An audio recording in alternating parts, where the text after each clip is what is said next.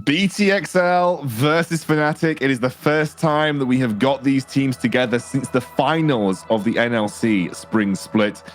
XL off their excellent European Masters run, with 2 of their players now going to the LEC. Fnatic Rising, however, looking in excellent form for the summer split. I think this is very difficult to call.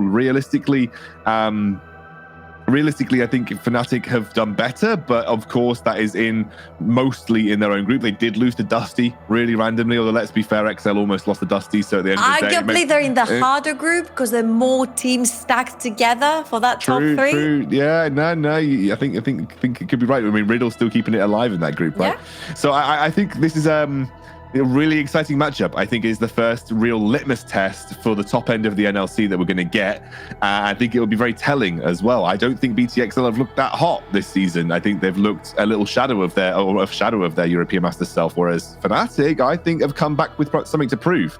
And this is going to be the biggest game to prove it all. So I'm very excited for this.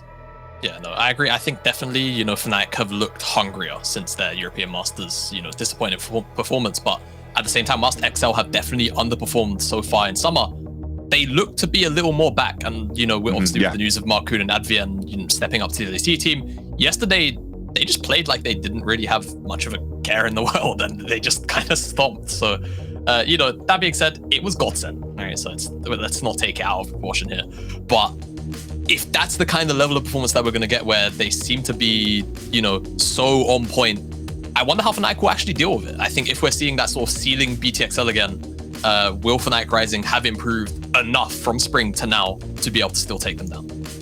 I think what happens in general with the draft as well with BTXL and Fnatic Rising is that they want to take out not just what we call like the S tier champions, but the priority champions, the Lucians, the Nocturnes, not the Akalis, the Karmas, the Renekton's. I would like to see all of this out, and then they're going to bounce in between, the Rumbles, the Dianas, whatever is left. The funny thing is that we've been through 2 games already, and Diana has not at all been prioritized. Well, so yes, they both Soya and Marcoon absolutely shred the map with the champions. So I'm wondering right here what the prioritization will be for BTXL. I could potentially put my finger onto something like the Varus or the Ezreal for Deadly, because Advian has been surprisingly roaming a lot more recently. It's like Fnatic are intentionally leaving the Rumble open here, but the Xin Zhao is open as well. And that goes straight in for Marcoon. Interesting decision, I think, to leave Xin Zhao up, but we'll have to see what exactly Fnatic Rising have planned. Lulu Viego potentially has a response if they're hovering it and they want to lock it in. I think that could be it if you want to try and match sort of what would be the expected karma, right? Because at the end of the day, both these utility champions are both up. So maybe you just say, as Fnatic Rising, okay, we're going to match this sort of bruiser champion with a utility support, but no, it seems like last minute switch over to Thresh. So expecting Bean to be on potentially a hyper carry later down the lane, or maybe something like the Varus as well, which is obviously the more common pairing too. And I say, all right, Fnatic, Rumble locking into Xin Zhao's tough. So are you going to look to maybe swap things up and go for something like that? I don't know, which can have, a little more success sometimes when you talk about some of the team fighting, but definitely an interesting choice to leave that Xin Zhao up. Honestly, I don't think anything in the meta right now counters Xin Zhao. I think you're going to have to go for a facilitating role, possibly go for something like the Volibear that can start fights, that can play frontline. Oh my god. The interesting thing for me right here is that BTXL can literally lock in Karma and Lulu and have them both on solo lanes, or put one down as a support together with an Ezreal, and that is going to be insane together with a Xin Zhao. Like, this Xin Zhao should never, ever, ever die on the Rift. Whilst I'm seeing that Fnatic Rising have opted for a lot of lane dominance with the Thresh and the Jace, but also provides a poke comp, and then you've just locked in a Karma, which provides a lot of shields and negates all the pokes. So, oh boy, indeed. I think process right here. I think you might have to take away the Ezreal to sort of remove the double poke. Maybe it's something that XL are considering. Maybe they want to just lock in a support like Norless. Akali made it to the 3rd pick. Okay, so interesting. Loads of weird picks going on right now, in my opinion, or decisions being made in draft at the moment. I think if you're Fnatic, maybe Febby just outright locks in LeBlanc if he's expecting Hatrix to be piloting this one. Though I'd imagine Orome can play. Orome can play top Akali as well, so could be a premature one there. Jungle has to be it then for me. If you're Maxi, you have to lock in your pick here. What? Gragas? That's interesting. I guess the cask is pretty decent against Zinzao. You know, you break the fight up, but that's an interesting lock-in for Fnatic. I like it in the perspective that you brought up, Xcander, and also you can throw out of the Shroud the Akali if you know her whereabouts with like a sweeper or something. But we saw Gragas really struggle yesterday. It wasn't the jungle and it was AP, but he really did struggle and fell behind. Potential, this is gonna go to the hands of Pride, right? And go towards something like more tanky heavy and provide engage and disengage, but Gragas that early, I really hope there's something really juicy behind that from Fnatic, because so far, I think me and Yamada are sitting here like kind of like he's scratching his beard, I'll scratch my head, you know how it goes. I really hope XL ban out Varus on the next ban. Otherwise, they're giving over Varus plus Chase with a with a Thresh, with disengage tools available to Fnatic, and BTXL right now are lacking on some of the engage tools. Removing away Tom Kench, definitely an interesting one. I think just sort of looking to take away what can be a very annoying-ish matchup when you play Thresh. And maybe Bean plays Varus. So I'm really confused. If Bean just locks in Varus, Fnatic should have priority on the bottom side. They've got 2 poke champions of disengage. BTXL are lacking engage. They have dive, sure. So my only hope is that if Fnatic Rising do lock in Varus, which for me is the most telegraphed pick here, BTXL at least lock in some really crazy hard engage, because they're gonna need it with the champions that Fnatic Rising are running right now. Instead, Kalista, okay. I mean, God, it's along the same lines as like lane priority in the bottom side and dominance, so I'm okay with this incidentally, but he's locked in the Draven as an immediate response. Jeez. It's so strong. It's honest. Okay, this is 5-head. Honestly, I think they were baiting and trying to get Bean to play something like the Kalista, play for early game aggression, but Draven does counter Kalista because he does that much more damage in the early game, and paired up with the Nautilus, they can honestly kill anyone. Whether they catch the Kalista, which is more slippery, you can just straight up go for the Thresh in this 2v2, and we've seen how deadly and Advian want to play their 2v2s and how aggressive they are. So I really like locking it in. There's the LeBlanc that you wanted as well, Jamada, into the Akali. But honestly speaking, I really like this BTXL draft. Yeah, I'm leaning more towards the BTXL draft too. It looks like they're going to pivot the Akali up to the top side, which I think makes sense. You want to take Akali out of that LeBlanc matchup, in my opinion. But man, Fnatic, they've just come out with an angry draft. I don't know what else to say. They look like they want to dominate across the board in some of these matchups, at least given when they picked some of these champions. I think BTXL too, willingly throwing down the gauntlet at every opportunity. So I think we're in for a bloodbath. I don't think there's really much analysis to go into these drafts. I think these guys are just going to look for opportunities and immediately pounce on them at every given chance. I mean, what would you want? The 2 titans of the NLC. That's it.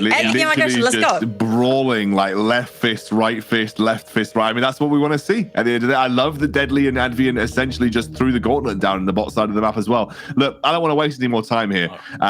We need to get everybody into game as quickly as possible, because this is going to be an absolute corker. I'm going to hand it over to our boys. Tried, tested, faithful. They know what they're doing. You're in the right hands, Orcs and Hitbrain. That's right. I'm left fist. He's right fist. Let's get ready and go into this fight. I think they are right. This is probably going to be a bloodbath, and if it's not, I am going to be incredibly disappointed. It has been 3 seasons since we've seen these two teams face off against each other in the regular split, and things have changed. The rosters have changed since they last faced off in a regular split game, and goddamn, the Draven and the Nautilus get thrown down. Febby back on his LeBlanc. This is the 3rd game in a row on this champion from him. And I'm starting to worry when people are going to start banning it, because he's been looking very good. Even with the missed chains yesterday at the beginning of the game, he had an absolute corker of a performance on the LeBlanc. The thing is, I feel like in isolation, LeBlanc is not amazing a champion, right? Don't get me wrong, Febby's great on it, but I feel like the reason she came into the meta so much is the good matchup into Akali. You're not benefiting from the good matchup into Akali here. Sure, you'll be able to apply some of that pressure found in the Shroud of the Chains, but you know, you now have a AP mid jungle into Xin Zhao Karma, so Xin Zhao is immortal, yeah, essentially. I feel like bot lane is a little bit rough as well. I mean, the analyst test talked about it a lot. I feel like BTXL will come out really strong in this one, and they're using that early pressure to go for an invade. And yeah, but I can't really answer that. Can't really do much about it. They just have to back away. Yeah, I'm just gonna Let the wards go down. There's no counter jungling starting up, but they are just going to play with this information they have. All right, so talk to me. What do you think these comps are looking to do? I think it's fairly obvious that XL have a very aggressive comp. I mean, Fnatic do as well, but I feel like I'm trying to place what Fnatic's comp actually does, and it's a bit harder time for me. So can you talk me through what you think Fnatic's comp is designed to do here? So I feel like, I mean, both compositions have a lot of skirmishing power, but I feel like Fnatic cannot pick off members like really effectively. You know, you have the Thresh, you have the LeBlanc, you have the Gragas. Those are very effective at just taking someone out of the equation instantly. And that's important against BTXL's composition because, you know, they get increased for everyone who stays alive. Karma's going to repeatedly find value, right? And they have a lot of sustained damage like the Draven and the Xin Zhao. So eliminating someone quickly is important. And then it allows you to buy space for that Callistus to start get rolling. But in case anyone didn't know, Draven actually got buffed on 11-12, which is the patch we're currently on. Oh, and yeah, he got extra base damage and extra AD scaling on his Q. The champion that loves just AD, the AD champion. And it's on his Q, which I don't know if you know this, Jake, but he uses that a lot. It's actually pretty strong right now in solo queue, risen up in priority quite a bit as a result. So I think if there was a champion that could just build flat AD and nothing else, Draven would be the champion. That could, remember when he used to be able that. to go like triple BF sword on him? Yeah. And like just build all three of them into like different items. I'm pretty sure it's like Essence Weave, Infinity Edge, and Bloodthirster. I remember seeing a game a while back with Tyler 1 where he just went 6 BF swords and he won the game with 6 BF swords in his inventory. Just didn't even finish a single item. Just kept buying BF swords. I mean, that's the thing is that like crit is obviously nice for any AD carry, but it's not actually that good for Draven because his axe damage doesn't scale with crit, right? Like the extra damage from his axe doesn't crit. Obviously, it makes you do big hits, which is cool and great and valuable. But like raw AD is just so good because I don't know if you know this as well, Jake. Auto attacks have like 100% AD ratio, right? But Draven's auto attacks have even more than that, so get that extra value. Now Marcoon looking for an aggressive invade here, but Fnatic should be there first. Yeah, they're moving over, seeing if they can find something. They've got Featherven on the way over. Marcoon being caught out. Can he get over the wall? Febby holding the dash for the moment as the hook goes through, but the belly bot lands onto 2, and Febby gets the chains off. But this will be Maxi losing his life. First blood already picked up a hat trick as Marcoon able to take down Fiend. Now Featherven trying to see if there's a turnaround, but Rux will lose his life. A double kill's been picked up. Pride takes to the skies and looks for hat tricks. The double buffs are going to be big for him as he gets the acceleration gate off, but Featherven slowly but surely taken down as Marcoon cashes in on a triple kill, and Pride is on the wrong side of the map. No flash available. Advian's trying to make his way over, but the wind become lightning will not hit Pride, and Pride should be able to jump away. No, the flash, the lockdown. Marcoon trying to get over the wall, trying to get out these double buffs as Maxi has joined in. Advian finds the hook. They're getting the additional damage in as Febby has joined in to find the kill. It's a bloodbath already at 4 minutes into the game. There are 6 kills. What a fiesta, and honestly, the biggest recipient of that is Marcoon. 3-0-1 already on the Xin Zhao.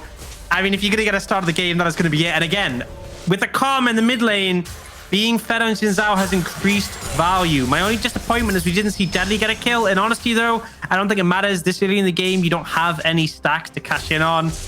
But yeah, I mean, think how bad that would have been if Advian hadn't handed over the freebie at the end by going a little bit too deep. Obviously, low spawn time is this early in the game, and you also get that mini home guard effect to get back. But I mean, we said it was going to be action-packed. It was going to be a bit of a fiesta. We're already getting that. I love it. This is exactly what I wanted from Fnatic XL. As Hatrix finds the tether on to Febby. A bit easier to land as Pride's getting jumped onto by Marcoon, but Maxi's also coming over. 5-point strike to get a bit of a slow off as Maxi misses the belly bot. Does get a bit of an additional slow, but I don't think we're going to see anything else here. They're just going to shove the lane in and let Pride reset. That.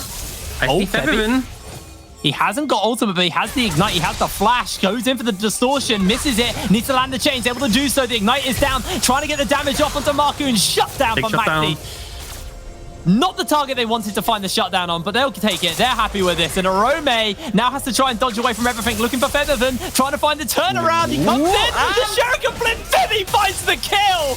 Oh my lord, what a start to a game. Yeah, this is a fiesta. This is absolute fiesta gameplay already. And Featherman now 2-1-2 on the back of that. Fnatic are able to answer back. And honestly, my question is, what was Marcoon doing there? But first, we're going to replay the fairly early fight. So Fnatic have a lot of burst damage with the LeBlanc and the Gragas, but it's not enough to take them down. And BTXL win out with that sustained damage value. The Karma coming in with the shields. And then we see Fnatic try and find the trade around with Pride. Honestly, a little bit unfortunate keeping in here, only get that 1 kill. But all in all, triple kill for Marcoon. The Xin Zhao so valuable here. And then this situation, Marcoon, I think he'd gone for a bit of an aggressive play and then got forced away. But the big thing is, Arome didn't have priority. You shouldn't be playing around your top side. You should be playing around your bot side where you have priority. We've talked about a lot in the previous games today, how valuable that is. And you end up essentially giving over a freebie kill. Arome tries to go for the hero play and hands one over as well. And it's just a gigantic mess. But let's take stock of things now, Jake. Merc Tread's coming out for hat-tricks. You're into double AP mid-jungle. Yeah. This is where Marcoon and hat-tricks are going to get a lot of value. If Marcoon picks up Merc Treads as well, it may become an unstoppable force in this mid-jungle that can expand out. It's always a pretty rough feeling when early Merc Treads come in first as a LeBlanc. Really cuts down a lot of your kill pressure.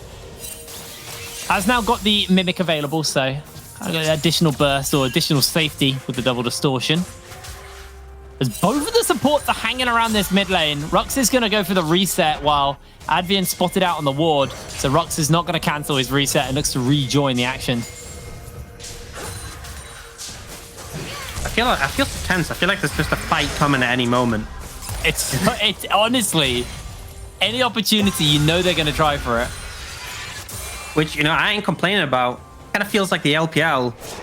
We see kind of 3-man unit, mid-jungle support moving together from BTXL to establish pressure. And this actually stops Rux from connecting up with his AD carry.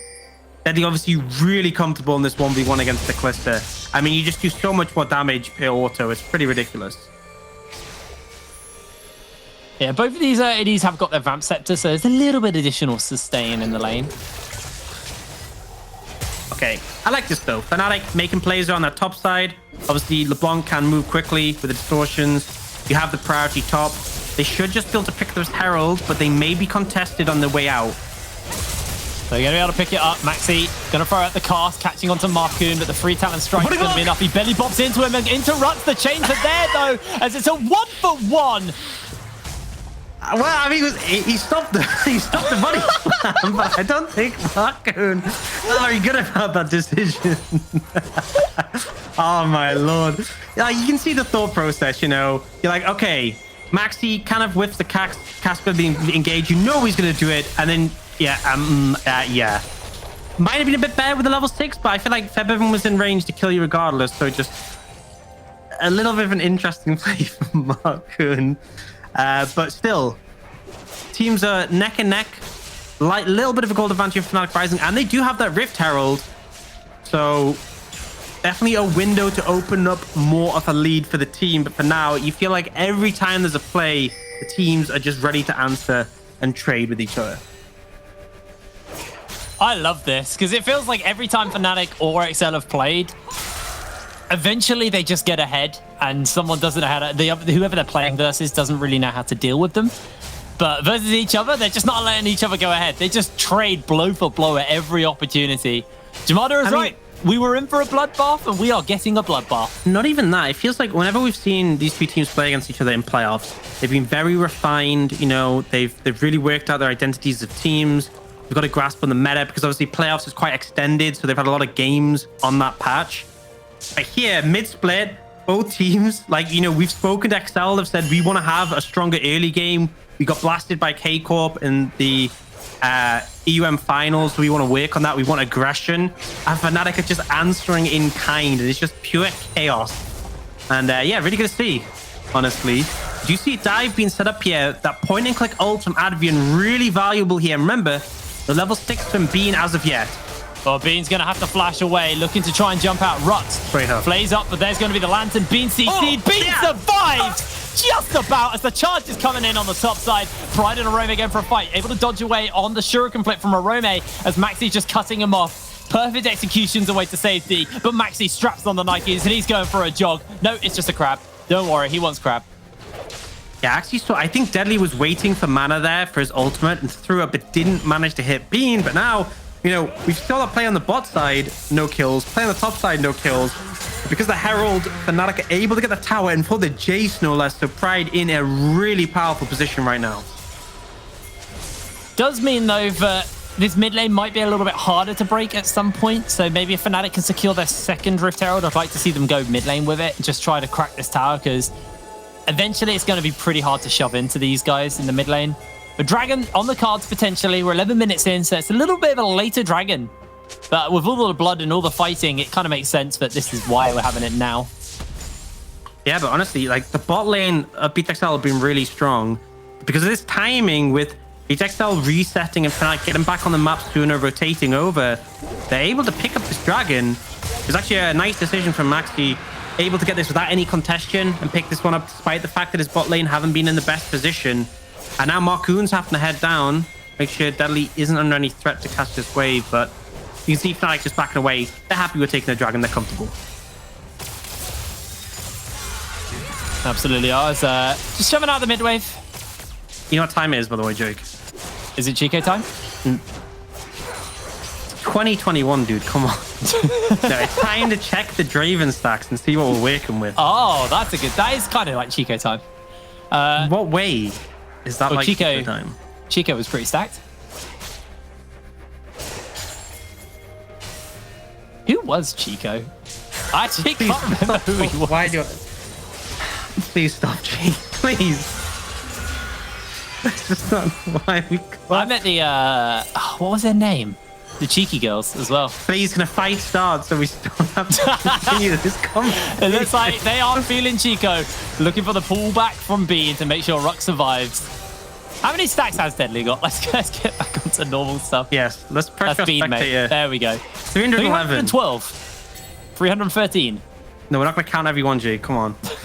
Yeah, count. it's a fair shutdown if he's able to get that kill. Obviously, looking for it in these situations. You can see Marcoon applying a lot of pressure. Now, Advian with ult. They could go for a dive here, but TP's available across the board to respond. So, you know what? I feel like it's another time for a Fiesta. But I think BTXL are maybe being a bit tentative. This thing with the Draven is obviously a chance to cash in. Could also be a chance to lose all those stacks. That's the big thing, is you lose a lot of stacks when you die. So it's a lot of gold that just is not recoverable ever until you build those stacks back up. So understandable for the side to not go for that with the double teleports on Fnatic available. Although Hatrix and Arome also have teleports, so it could be a 5v5 at any moment. And XL, they want this gold. They want this tower. They want Deadly to get the cash in. And Advian trying to step up forward. Doesn't have the flash, doesn't have a Hex flash either. And you see a nice move from Febiven to try and assist with this pressure on the tier 2, which Pride has pushed up. And really, you can see BTXL kind of just stacked their top side. Arome's relatively safe in a tower defending, but they really want to lean towards Deadly because they want to secure that gold. They don't want him to get ganked. Again, 75% of the stacks are what you would drop, so a pretty substantial amount. For now, that team really seen a window. We do have that lead for Fnatic off the back of that tower, and we do have that Dragon lead as well in pocket, so they're in a pretty comfortable spot. Yeah. However, Deadly has got a pretty big ZS lead starting to build up versus Bean. He's got his Immortal Shield bow finished. He's now got a Serrated as well. So it's not like he doesn't have tools to work with. Looks like the Rift Herald is going to get started up by Pride on this top side of the map, and not really going to be any answer coming out here from BTXL yet, although they are bringing their whole team over. Febby looks for Hatrix and just gets a nice trade-off. They find the chains into the box. Belly box on. Hatrix puts the shield on, but the tether is big. A cast comes out from Maxi. Has to go golden as he is going to get knocked back for the moment. Febby jumps straight back in. This fight is an absolute brawl, and Deadly's untouched. Maxi's going down. That's a big cash in for Deadly. So much gold injected into him, and Bean now completely zoned away from the rest of his team as Featherman tries to find a kill onto Hatrix, blinks back to safety. Oh, it was the fake. I got done by the fake. Keep up, man. 739 gold, by the way, but they are still looking for more, maybe in this situation. There's the flash, there's the hook. They got the teleport. Can they lock Pride down long enough? Belly box on. He flashes over the wall, but Arome's on the other side. Goes for the bot back. Almost caught out by the Whirling Death, and Arome will secure the kill. Never stopping. Still going. Bevan trying to look for something here, but I don't think he'll be able to find anything. Actually, the Oh, I thought the little Krug was going to stop him, but there's just back away now. You know how there was like a 1k gold lead for Fnatic, and just off the back of that, XL like 1,000, like they got a 2k gold swing. Deadly obviously cashing in 739, by the way. You'll be able to see the number when you look through this. I mean, Hat-Trick's really overextended, but Merc Treads plus all the shielding keeps him safe. And then Maxi wants to go for Hat-Tricks, but kind of actually botches the cask a bit there. And we see, you know, a lot of initial damage coming out from Fnatic, but in the sustained fights, the longer fights, BTXL winning out, and that shut down 739 gold for Deadly, I think was the number I saw come up. So yeah, he is pretty monster fed right now. Able to pick up a pickaxe and a crit cloak off that, so not quite a full item, but you compare that to what Bean has, and it's a pretty big difference. Yeah, the collector coming in. Remember, we talked about a champion that likes this to kind of raw AD. Time's gone by. It was lethality. It was armor pen items that he used to opt into. But for now, the fight looks to be breaking out. They're teleporting in. Double hooks have gone down. Febby lands the chains onto Hat-Tricks. Blinks back. And Deadly's damage is just disgusting. As Pride tries to find something onto a Rome. Dragon has been secured. Febby comes in. Looks for the chains. Eats a shuriken flip. If he pings back, he's dead. Gonna hold it for now. And XL get the first move onto this tier 1 in the mid lane. Maxi's going to try and do his best to clear through the wave. But this tower's dead. Yeah, I mean, really not much they can do to defend it. Honestly, they can just push and get that second charge if they want. Deadly walking up here. Pride, you got to be careful. Oh, my lord. Pride playing with fire. He's lucky that in crit. As the charge comes in, that tower is going to be lowered. Probably just going to be dropping here, to be honest. Didn't quite have the wave to handle it. Arome actually moved bot to defend bot tier 1, so I actually saw Bean going for that, but because Arome moves, they aren't able to secure that bot lane tier 1. BTXL also going to look to get this tier 1 on the bot side, so a massive swing in gold, and BTXL really coming ahead in towers now. Lovely interrupt. They actually turn it around. Hat-Tricks is the one who eats the chain. He's going low, but he's not going down. Deadly tries to find the turn. Marcoon comes in, and that is going to be the end of the jungle. Max goes down. How broken is Karma, by the way? We were so focused on Xin Zhao being immortal, we forgot that Hat-Tricks can make himself immortal. The Mirk-Trez and just the shielding, and then actually it was the Mantra W, I believe, that gave him that big heal to keep himself alive. We had a replay of the fight. Well, to be honest, wasn't really much of a fight in this situation. They just aren't able to get close. Deadly, so much presence here with these axes. They have to be so respectful. And really, I feel like if Fnatic aren't able to find that instant impact, they're going to struggle so hard. So I believe the heal comes in from Deadly, and then it's the Mantra W here with a massive heal when you're low HP. Hat-Trick still surviving through all that damage and able to find the turnaround. Just really, it feels like Fnatic Rising's composition with things like the LeBlanc and the Gragas, they want that instant pop impact, and they're not finding it. And then BTXL are able to turn it around. And now you can look at Deadly's items, and I'm just like, well, that's rough. It's scary. You got the collector now onto Deadly. 2 items. It's gonna get real rough, and I assume Hat-Trick's next item will probably be that Chem Tank Purifier, just to kind of cut any of the healing available. I mean, there is a fair amount of healing actually when you got the shield bow, you got the Eclipse on Pride. Obviously, Gragas has a bit of innate healing built into him as well. Jake, I'm gonna hit you with this one, right? It's actually not called the Chem Tank Purifier. What is it called? Chem Tank Putrefier. Putrefier. There's a T. Oh. Has your mind's been blown? A little bit. To be honest, I just kind of assumed that it was the Purifier, but because that to me makes more sense. Purifier though. I mean, I guess the Purifier is the rift of your opponent. Yeah, exactly. You're cutting their ability to heal, purifying them of life. That's a reach. That was a real reach. All right, kind of take stock of things. Obviously, early game, Fnatic doing a pretty good job. And I got to praise Maxi. Had a good eye for when he could go for a strong reset and get priority on these objectives. But since then, we saw that gold swing. And we've seen XL really take force. 4 towers to 2 now. The Equalized Dragons. 3k gold just over ahead. And starting to get scary, because we have that substantial amount of gold on Deadly. And again, we're looking at how the team fights want to play out. And for Fnatic Rising, they need to burst someone. They need someone to get blown up before the fight even starts. And the thing is, I don't think there's that many good targets. because everyone is either pretty tanky, has a strong defensive item, or, I mean, I guess that's it, you know? We have the shield bow on Deadly making it a bit trickier. Obviously, Marcoon and Arome are just not easy targets with their kits. And actually, BTXL, I don't think they're going to do this. They're starting the Baron up. And with that shielding, they don't actually take too much damage. So maybe baiting Fnatic into a fight in this situation. They want Febi's TP, basically. Is Febi going to call the bluff? I mean, he kind of has to. Going to continue to stay in the spot lane. Febi able to take down this turret. Baron very, very low. Instantly onto Maxi as they jump in. Febi teleporting into the middle of the fight, and now he's going to be all alone. Looks for the distort, looks for the kill, able to find it as he jumps away to safety, flashes over the wall. Arome has to go golden. Hatrix comes forward and takes him down. Rux is now on that front line. He's next up to be chased. Is just about able to survive, just about able to escape. Fnatic trade 2 for 1. BTXL trade 2 for 1. They trade 2 of theirs for 1 of XL.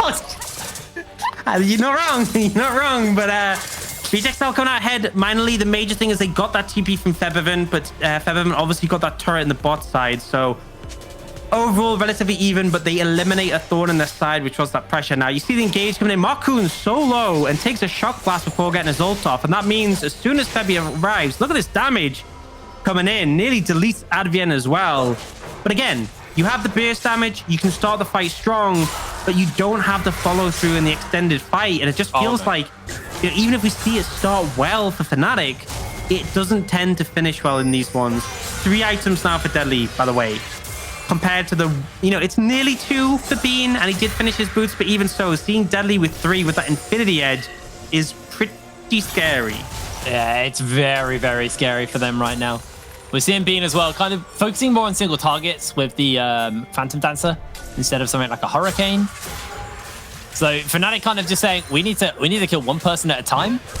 As Febi gonna find the chains off the Hatrix, gets a big shield off, but the cask is gonna deliver him in as the shot blast and Pride's gonna be enough. And now teleport coming in. Arome seeing if he can find the assassination onto Maxi, should be able to find it as he jumps in, jumps out, and slowly but surely taken down. Shut down for Febiven. 2 kills for 1 this time in favor of Fnatic as Bean's gonna take the lantern. The hook's gonna hit as the whirling death rips through the members of Fnatic. Pride, can they find that turn onto Marcoon? Bean very, very low. Pride able to get the kill. Deadly flashes forward, finds himself a kill, has a lot of damage. Look at that onto Febiven. Does eat an empowered shot blast by Pride, and it is just a bloodbath this game. Absolutely is, and we were hoping for it. We see in that scenario, Fnatic able to find enough pressure and enough damage to take out Hatrix early. And this is critical because the Karma is providing so much value. So by taking the Karma out of the fight instantly, it's actually one that Fnatic can win. We also see Arome teleporting in and getting punished there. Does manage to take out Maxi and trade 1 for 1. But again, Fnatic are able to find a numbers advantage and continue this. And you see, even with that, even with the 3v4, BTXL feeling pretty confident, and understandably because Deadly is just doing so much damage, but he doesn't really find a way into the fight. Marcoon's in the mix. Deadly's kind of isolated to the side. He does flash for that kill, but then a huge amount of poke comes in and he has to back away. But it's like we might have something more coming. Arome potentially overextended, but he had vision. I think he knows what he's dealing with. Marcoon actually finds Rux here, gets flayed back, the box is there, the hook is on, they're going to pull him back. Already, Febiven heavily chunked on Arome, looking for the assassination, going to jump onto Rux instead, as Febi can't quite find the additional damage to stick, and that will be enough to find him as the Whirling Death comes through, not going to be able to get into collector range, as the hook goes a little bit wide, and once again, XL just trade up. Yeah, I mean, Deadly just killed Pride, and as of that, again, another 2 for 1 in favor of BTXL. They're going to start the Baron. A ton of sustained damage for this. And Maxi has Flash, has Smite. Should be in a position to steal this. Remember, Smites always do 900. So this is truly a 50-50 if he has vision. We'll see Advienne moving around and try and stop this. Febi also with them. Deadly throws out the knock-up. And it looks like XL, they're not willing to risk it. But Marcoon leaves the pit, actually. As Advienne gonna find the hook onto Bean. Bean's all alone. Bean's going down. There is nothing he can do about that as Hatrix finds the kill. And Marcoon jumps straight back in. Maxi has burnt everything to try and steal it, but he's not going to get close enough. He can't even get into the pit. As they try to find a kill onto Advienne, the chains by Febi go wide, and Advienne will survive. Baron onto XL. Managed to secure it, and I love the patience. I love the fact that even Marcoon moves outside of the pit. He knows he can get back in. They prioritize stopping Maxi from getting close. And as a result, all we saw was Maxi toss out the cast to attempt for a steal, but really 900 damage smite, not really going to come close. Very patient execution there from BTXL. I like the use of Deadly as well to tank the Baron with all his sustains. So end up coming out ahead, and now we can take stock. Hat tricks, 3 items on this Karma. Really hit that sort of core in terms of utility items. Hasn't upped for the Putrefier, because obviously isn't that much healing compared to the previous one. But I mean, I'm sort of highlighting the Karma. It doesn't really matter. Look at Deadly. Just picked up a rapid fire cannon off the back of that. 4 items. You can see the 1k crit axes on those minions. This is scary Draven. This is a very scary Draven right now.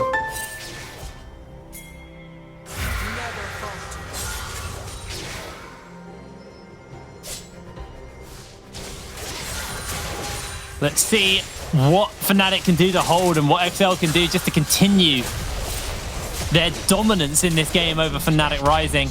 It was a bloodbath at the beginning of the game. It's still a bloodbath now, but it's very favored towards XL as Rux is going to get jumped onto. Beam pulls him back. And Rux pulls Beam back as Fnatic are actually trying to trade here, but they are racing 2 versus 4 and with the Baron buff. Can Fnatic actually hold versus this? As we got a bit of a base race. Bean gets instantly jumped onto, and Marcoon's going to take a fair amount of damage from Bean. A lot of spears into him. 1 tower's down. This is a massive base race. Bean's going to try and buy time as the tower goes down. The Nexus has been exposed. The base race is on. Arome going for the close, but Fnatic, they're not going to do it in time. BTXL find the win. I don't know what's happening. Graphic's gone crazy. XL find the game. Oh my lord. We just got down so hard with the spectator. BTXL, I mean, that game was so won, by the way, and it came down to like millimeters. It came down to honest millimeters in that situation. It was down the wire, but what a back and forth. What a banger. I mean, I think the analyst said, I agree. I think BTXL came in with a draft edge, but Fnatic still made it look competitive. There definitely was a point where BTXL hit with that momentum, but even despite the fact that game, I mean, Deadly was 4 items. It was a massive goal lead. They had Baron, but like still nearly won, which is pretty wild. I'm not gonna lie, I got really baited by the fact that the camera panned down because it had like a bug when that happened, and I was just like, oh my god, Fnatic did it. But actually, no, it was XL. It was a dominating game. It got a little bit too close for comfort there for them, but they are able to find the win over Fnatic Rising. Anyway, that was an absolute corker, and we're going to throw to a break. And when we're back, our analyst desk will talk a little bit more about that game. So we'll see you in a moment.